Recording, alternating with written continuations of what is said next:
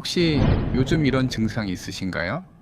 자다가 종아리가 돌처럼 굳어버린다. 손발이 저리고 시린 느낌이 자주 든다. 눈 밑이 자꾸 떨린다.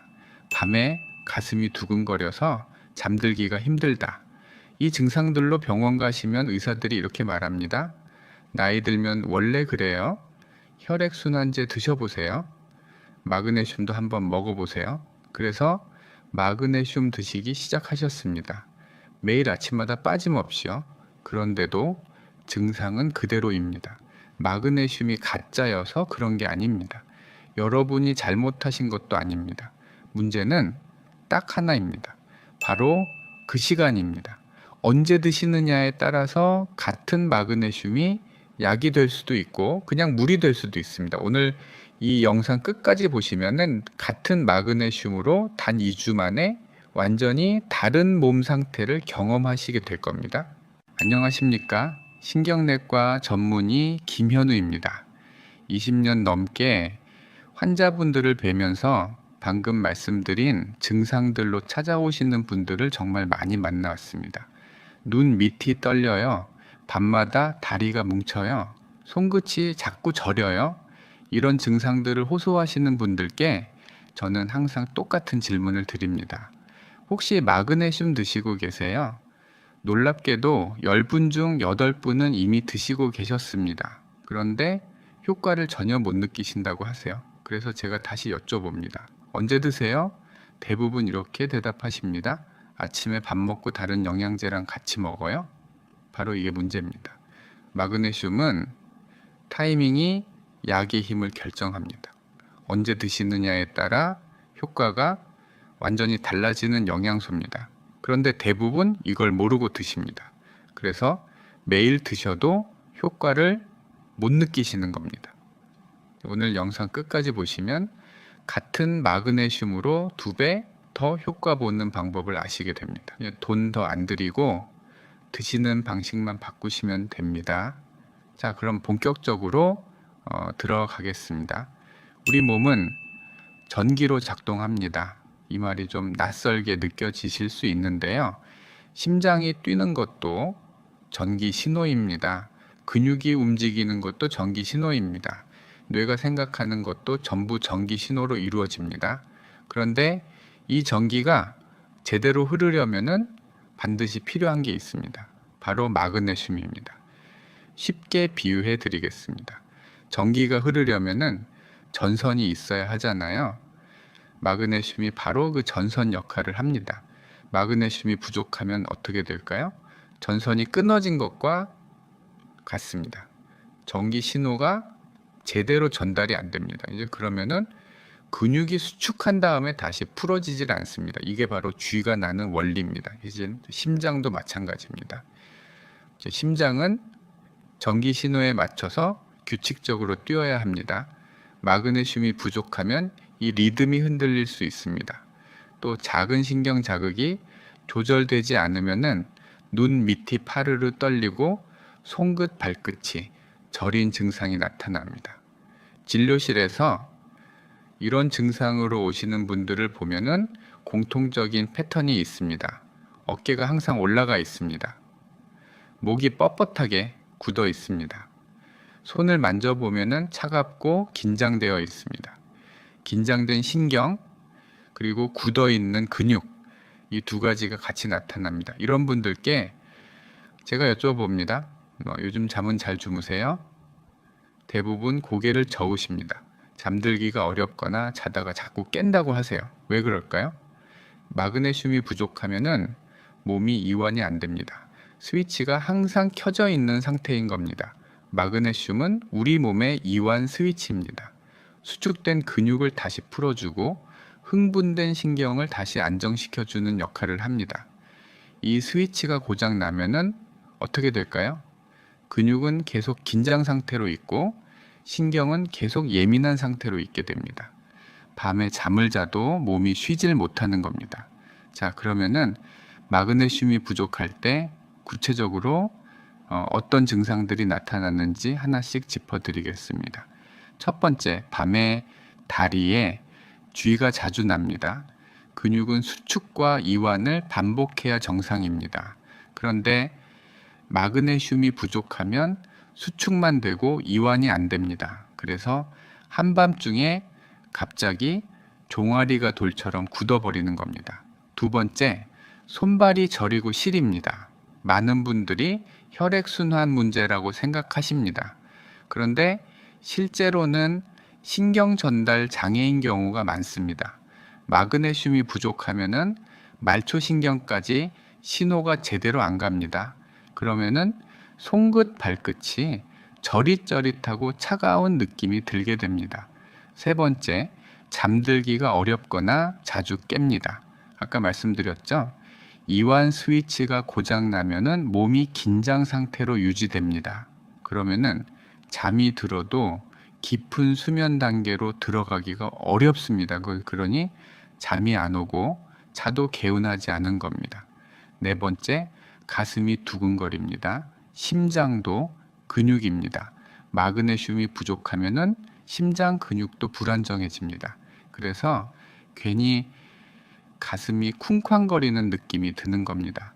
다섯 번째, 만성적으로 피로합니다. 마그네슘은 에너지를 만드는 과정에 꼭 필요합니다. 이게 부족하면은 같은 일을 해도 더 지치고 회복도 느려집니다. 여섯 번째, 두통이 자주 있습니다. 마그네슘은 혈관의 긴장도를 조절합니다. 부족하면은 혈관이 수축했다, 확장했다를 불규칙하게 반복합니다. 그러면은 머리가 띵하고 아픈 증상이 나타납니다. 어지러움을 느끼시는 분들도 계십니다. 특히 긴장성 두통과 관련이 깊습니다. 일곱 번째, 눈 밑이 떨립니다. 작은 신경 자극이 조절되지 않으면 눈 밑 근육이 자기 마음대로 파르르 떨립니다. 피곤할 때 더 심해지시죠? 그게 바로 마그네슘 부족 신호입니다. 지금 말씀드린 7가지 중에 3가지 이상 해당되시면 마그네슘 부족을 의심해 보셔야 합니다. 그런데 여기서 한 가지 더 아셔야 할 게 있습니다. 나이가 들수록 이 문제가 더 심해집니다. 젊었을 때는 우리 몸 세포 안에 마그네슘 저장 공간이 넉넉합니다. 먹으면 저장해뒀다가 필요할 때 꺼내 쓸 수 있었습니다. 그런데 나이가 들면 이 저장 공간 자체가 줄어듭니다. 세포가 노화되면서 세포막의 마그네슘 운반 능력이 떨어지기 때문입니다. 들어오는 건 적어지고 나가는 건 그대로니까 저장량이 점점 줄어드는 겁니다. 그래서 똑같은 양을 드셔도 젊은 사람보다 저장이 안 됩니다. 쓰는 건 똑같이 쓰는데 저장이 안 되니까 항상 부족한 상태가 되는 겁니다.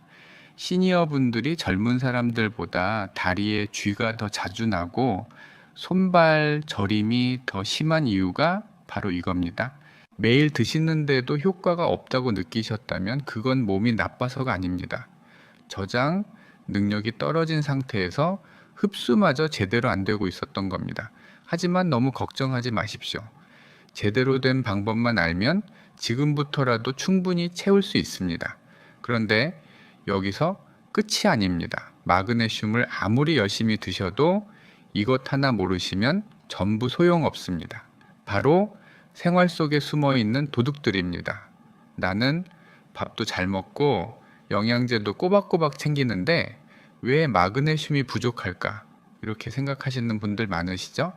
문제는 먹는 양이 아닙니다. 잃는 속도입니다. 아무리 열심히 채워도 새는 구멍이 있으면은 소용이 없습니다. 우리 일상에는 마그네슘을 빼앗아가는 도둑들이 숨어 있습니다. 지금부터 그 도둑들을 하나씩 잡아드리겠습니다. 첫 번째 도둑, 커피입니다. 아침에 커피 한 잔, 점심 먹고 커피 한 잔, 오후에 또 한 잔, 하루에 서너 잔 드시는 분들 많으시죠? 커피에 들어있는 카페인은 이뇨작용을 합니다. 소변을 자주 보게 만든다는 뜻입니다. 그런데 소변으로 빠져나갈 때 마그네슘도 같이 빠져나갑니다. 커피를 하루 3잔 이상 드시면은 마그네슘 손실량이 눈에 띄게 늘어납니다. 실제로 커피를 많이 드시는 분들일수록 다리에 쥐가 더 자주 나고 손발 저림을 더 많이 호소하십니다. 마시는 만큼 버리는 겁니다. 커피를 끊으라는 게 아닙니다. 하루 2잔 이내로 조절하시면 됩니다. 두 번째 도둑, 술과 탄산음료입니다. 술을 드시면은 우리 몸은 알코올을 해독하느라 엄청난 에너지를 씁니다. 이 과정에서 마그네슘이 대량으로 소모됩니다. 특히 자주 드시는 분들은 만성적인 마그네슘 부족 상태가 됩니다. 술 드신 다음 날 유독 다리가 뻣뻣하고 손발이 저린 느낌 드셨던 적 있으시죠? 그게 바로 마그네슘이 빠져나간 증거입니다. 탄산음료도 마찬가지입니다. 탄산음료에는 인산이 들어 있는데 이 인산이 마그네슘 흡수를 방해합니다. 마그네슘을 드셔도 탄산음료를 자주 드시면은 흡수가 제대로 안 되는 겁니다. 술과 탄산음료, 이것들은 마그네슘을 채우는 게 아니라 마시는 대신 버리는 습관입니다. 세 번째 도둑, 스트레스입니다. 이게 가장 무서운 도둑입니다.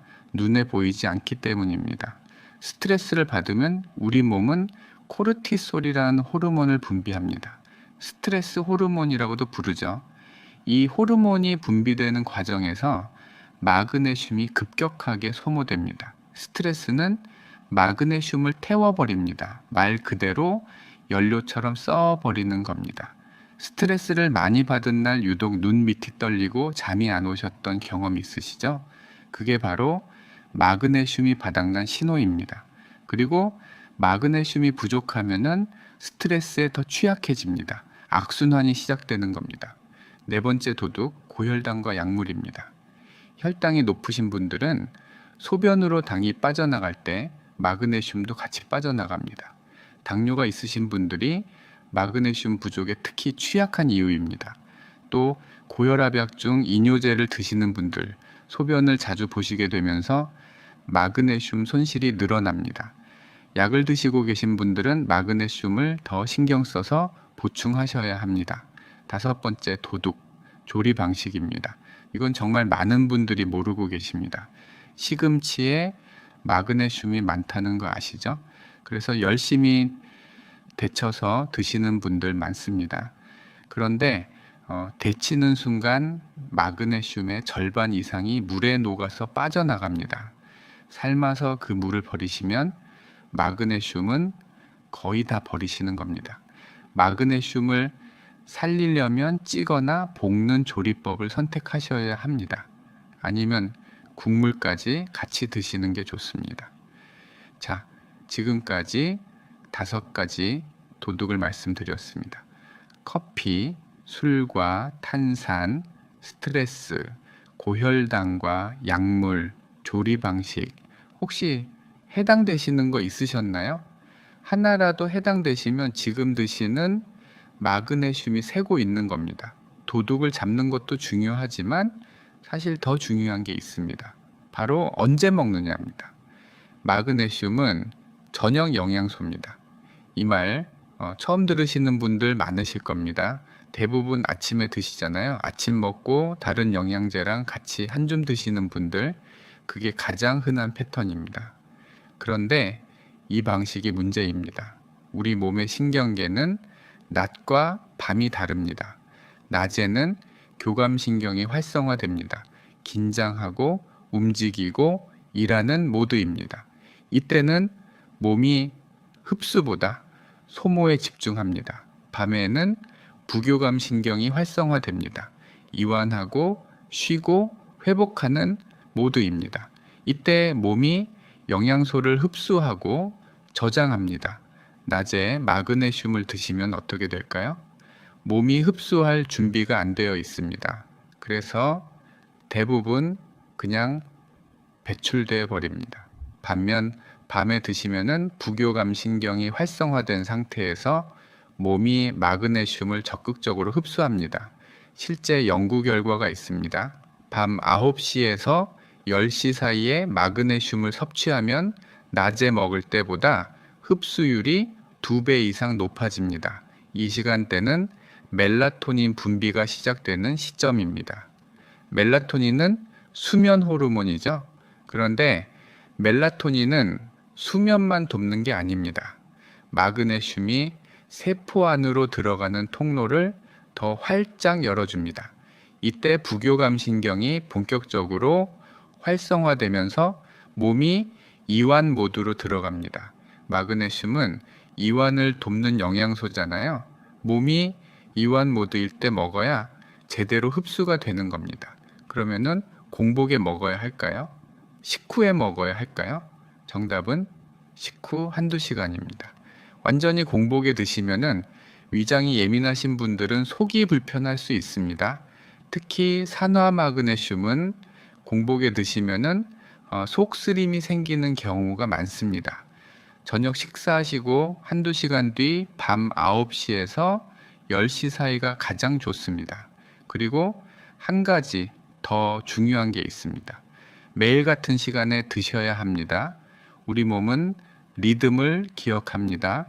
매일 같은 시간에 마그네슘이 들어오면 몸이 그 시간에 맞춰서 흡수 준비를 합니다. 오늘은 아침에, 내일은 저녁에 이렇게 들쭉날쭉 드시면은 몸이 리듬을 못 만듭니다. 꾸준히 같은 시간에. 이게 흡수율을 높이는 핵심입니다. 마지막으로 주의하실 점 하나 말씀드리겠습니다. 자기 직전에는 드시지 마십시오. 마그네슘은 장 운동을 촉진합니다. 너무 늦게 드시면은 한밤중에 화장실 가시느라 잠을 깨실 수 있습니다. 자기 2시간 전까지는 드시는 게 좋습니다. 정리해 드리겠습니다. 마그네슘은 저녁에 드셔야 흡수가 됩니다. 저녁 식후 한두 시간 뒤가 최적입니다. 매일 같은 시간에 드시고 자기 2시간 전까지는 마치십시오. 이것만 지키셔도 지금 드시는 마그네슘의 효과가 확 달라집니다. 그런데 여기서 한 가지 더 중요한 게 있습니다. 지금 드시는 마그네슘 어떤 형태인지 확인해 보셨나요? 마그네슘이라고 다 같은 마그네슘이 아닙니다. 형태에 따라 흡수율이 하늘과 땅 차이입니다. 마그네슘은 크게 3가지 형태가 있습니다. 산화 마그네슘, 시트레이트 마그네슘, 글리시네이트 마그네슘 하나씩 말씀드리겠습니다. 첫 번째, 산화 마그네슘입니다. 시중에서 가장 흔하게 볼 수 있는 형태입니다. 가격도 저렴하고 어디서든 쉽게 구할 수 있습니다. 그런데 문제가 있습니다. 흡수율이 고작 3에서 4%밖에 안 됩니다. 대신 마그네슘의 96%가 그냥 몸 밖으로 빠져나간다는 뜻입니다. 그래서 산화 마그네슘은 마그네슘 보충 목적보다는 변비 개선 용도로 더 많이 쓰입니다. 장을 자극해서 변을 부드럽게 만들어 주거든요. 그런데 위장이 약하신 시니어 분들은 오히려 속이 불편해지실 수 있습니다. 설사나 복통이 생기기도 합니다. 결론적으로 산화 마그네슘은 마그네슘 부족 해결에는 적합하지 않습니다. 두 번째, 시트레이트 마그네슘입니다. 이거는 구연산과 결합된 형태입니다. 흡수율이 30에서 40% 정도 됩니다. 산화 마그네슘보다 10배 이상 높은 거죠. 특히 나이가 드시면은 위산 분비가 줄어듭니다. 위산이 적으면은 영양소 흡수가 잘 안 되는데 시트레이트는 위산이 적어도 비교적 잘 흡수됩니다. 그래서 시니어 분들께 적합한 형태입니다. 변 완화 효과도 어느 정도 있어서 변비가 있으신 분들께는 일석이조가 될 수 있습니다. 세 번째, 글리시네이트 마그네슘입니다. 이거는 아미노산인 글리신과 결합된 형태입니다. 흡수율이 80% 이상입니다. 3가지 중에서 가장 높습니다. 글리신은 뇌에서 억제성 신경 전달 물질로 작용합니다. 쉽게 말해서 흥분된 신경을 가라앉혀주는 역할입니다. 그래서 수면에 어려움이 있으신 분들께 특히 도움이 됩니다. 밤에 드시면은 마그네슘의 이완 효과와 글리신의 진정 효과가 함께 작용합니다. 단점은 가격이 좀 있다는 겁니다. 그리고 제품마다 품질 편차가 있어서 믿을 수 있는 제품을 고르셔야 합니다. 저는 개인적으로 글리시네이트 마그네슘을 선호합니다. 흡수율이 높고 신경 안정과 수면 개선 효과까지 있어서 시니어 분들께 가장 적합하다고 생각합니다. 여기서 한 가지 팁을 드리겠습니다. 마그네슘을 드실 때 비타민 비육을 함께 드시면 좋습니다. 비타민 비육은 마그네슘이 세포 안으로 들어가는 것을 도와줍니다. 같이 드시면 흡수 효율이 더 올라갑니다. 반대로 같이 드시면 안 되는 것도 있습니다. 이건 꼭 기억해 두셔야 합니다. 칼슘이나 철분과는 절대 같은 시간에 드시지 마십시오. 이 세 가지는 흡수 경로가 비슷해서 서로 경쟁을 합니다. 같이 드시면 흡수율이 뚝 떨어집니다. 최소 2시간 간격을 두고 드셔야 합니다. 이건 반드시 지키셔야 합니다. 그리고 커피나 녹차 같은 카페인 음료와도 함께 드시면 안 됩니다. 카페인이 마그네슘 흡수를 방해합니다. 아까 커피가 마그네슘 도둑이라고 했죠? 마그네슘 드실 때도 마찬가지입니다. 카페인과는 상극이라고 기억해 두십시오. 정리해 드리겠습니다. 산화, 마그네슘은 흡수율이 너무 낮습니다. 시트레이트는 시니어 분들께 적합합니다.